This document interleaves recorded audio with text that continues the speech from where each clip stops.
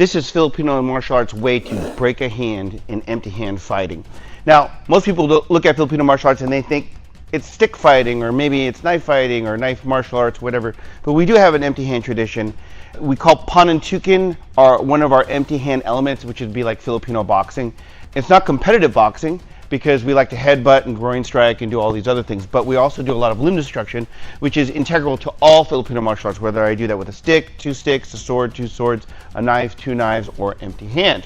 So what we're going to do is we're going to go over some ideas here really quick. So we'll take orthodox because that makes it easier for everyone to kind of understand. Obviously someone jabs, right, and I could slip, right, and he could cross and I could slip, right, he could jab, right, I could slip, he could jab again and I could parry. That's another thing I could do. He could jab again and I could cover. These are all basic things. I could shell, I could do all those things. The cross comes over here, I could cover this way. So there are lots of normal things that we find in martial arts, we find in Filipino martial arts, lots of normal things that we find in boxing. Obviously if he crosses, I could come through and I could hit this way. That's normal for Filipino boxing. In addition, slowly this time, Patrick, right, I can deliberately elbow the hand, right? I can deliver, that was a vertical elbow, and I can do that against the cross or the jab. I could also horizontal with either. So I can use a horizontal elbow, give me that cross again, with either elbow, right? And I'm guiding the hand into my elbow. And I'm doing this lightly enough so that I'm not making contact, because it's quite painful for us to do, right?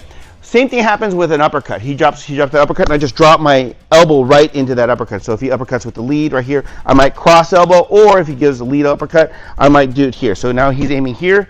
Shh, that really sucks. Do that one more time. And now I can drop my elbow into that. It's not very different than a cover. Now, the big thing in Filipino martial arts for the limb destructions in breaking that hand is when he strikes that I'm in this range. I have to be in punching range. So I'm starting in punching range, and he goes to punch, and I lean out, and I get that elbow in there, and I get the cross here, and go that way. So that's the quickest way and the easiest way. So as far as approach is concerned, I demonstrated vertical.